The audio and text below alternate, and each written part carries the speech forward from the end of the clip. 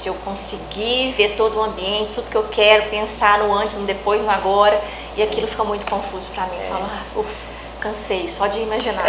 A memória operacional, embora seja uma das mais frágeis, é uma das mais importantes. Complexas também, né? Muito complexa, porque ela depende da própria memória, depende da atenção, depende do planejamento, depende da minha priorização, né? Pensa, eu tô aqui com esse espacinho da minha memória operacional e tem um foco atencional com uma lanterninha. Então agora eu presto atenção na Fernanda, agora eu presto atenção no relógio, agora eu presto atenção no que eu queria falar, agora eu lembrei de alguma coisa. Então eu preciso ficar manejando. E eu sou daquelas que, um exemplo, não sei se tem gente parecida comigo, sou daquelas que se eu estiver falando no telefone, muitas vezes já aconteceu de eu ter que fechar o olho, porque eu consigo prestar atenção só no que a pessoa está falando. Se alguém passar na minha frente, já perdi. Então eu fico no telefone com o olho fechado, para não perder mais nada. Então é complicado. Imagina que a memória operacional é o que a gente consegue abarcar no momento de agora. Então se a gente tem muita informação, a gente não vai conseguir pegar tudo. Né? Tem uma sequência na forma que a gente vai memorizar. O que a gente chama de estágios de processamento.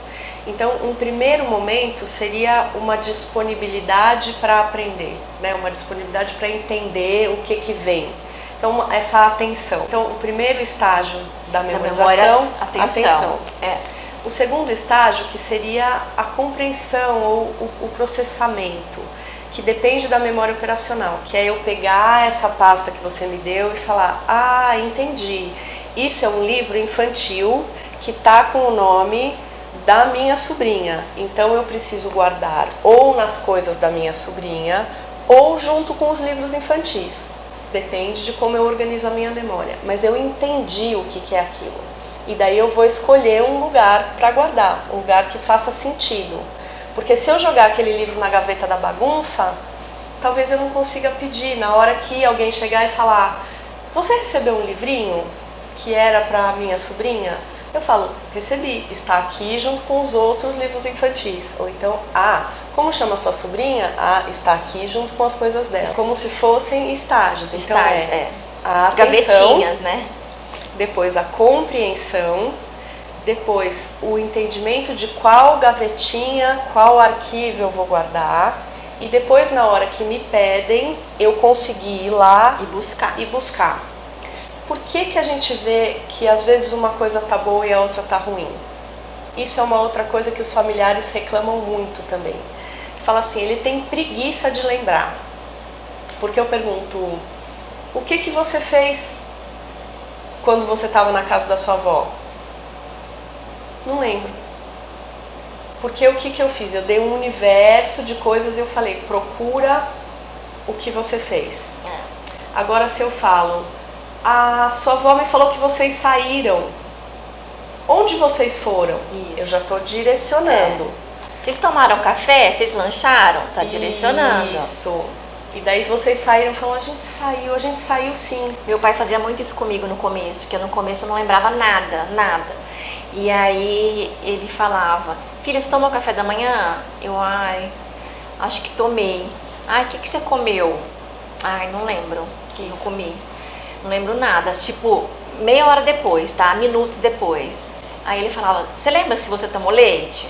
Você lembra se você comeu pão? E aí ia diminuindo e ia facilitando para mim, né? Organizando para mim. Isso ninguém ensinou para ele foi fazendo e me ajudava. E isso é sensacional, porque são níveis de mediação para a memória. O que eu estou fazendo? Eu estou entrando dentro da sua cabeça e organizando as coisas. Para você, então facilitando assim, para você.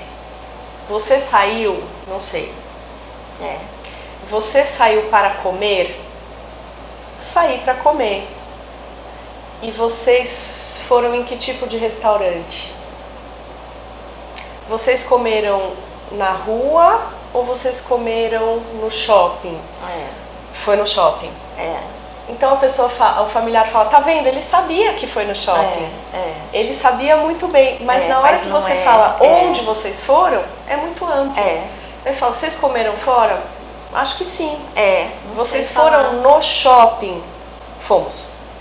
Isso. Né? Então, o tipo de evocação também interfere no desempenho da memória.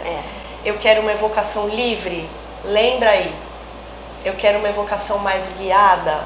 Você fez isso ou aquilo?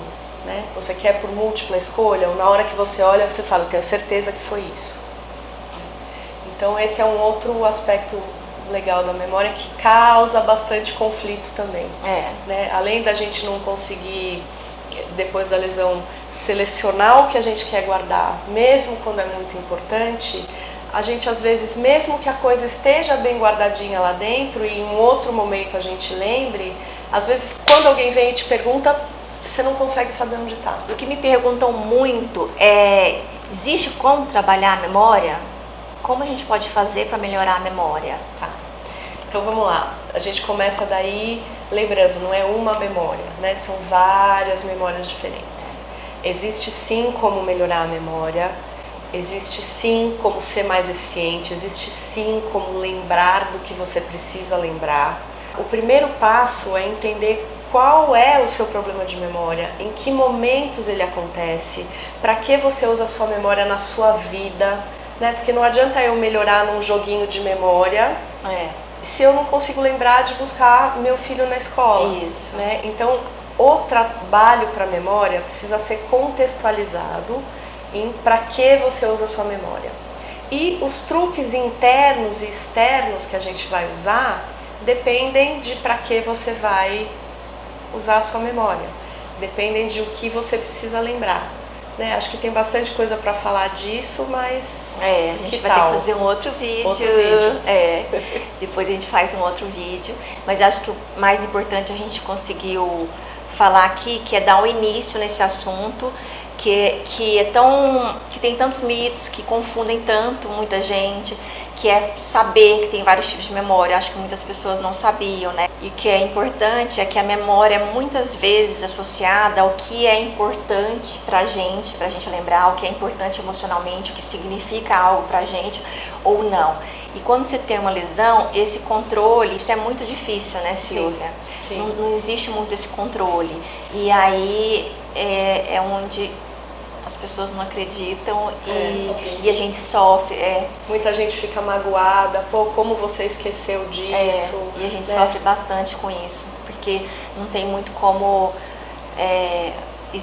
por causa desse mito, né, as pessoas falam, não, mas se você esqueceu é porque não era importante pra você. E isso não é verdade. Não é verdade, gente, não é verdade. Isso ela tá falando também, não sou só eu. Não é, mito derrubado. Não é verdade. E vamos fazer outros vídeos disso, me dizem que se vocês gostaram, se não gostaram, se inscrevam no canal. Não deixem de se inscrever, gente, é muito importante se inscrever. Aperte o sininho e curta o vídeo, compartilhe, não deixe de fazer isso. E muito importante, comentem, porque a gente vai saber se você tem problema de memória, se você não tem, o que você acha, o que você não sabia, o que ficou... o que foi importante você saber, isso tudo vai ser muito importante pra gente. Eu olho todos os comentários, vejo todos, respondo todos e pra gente é importante, tá? Até o próximo vídeo e muito obrigada mais uma vez. De novo, Fê. Obrigada.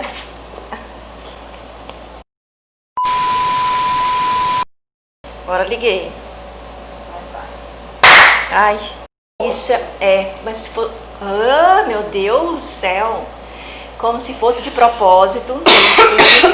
Aproveita meu cabelo. Existe muito um breve conhecimento, né, para todo mundo. Apanhado. Dá um breve apanhado que a memória não está intimamente relacionada.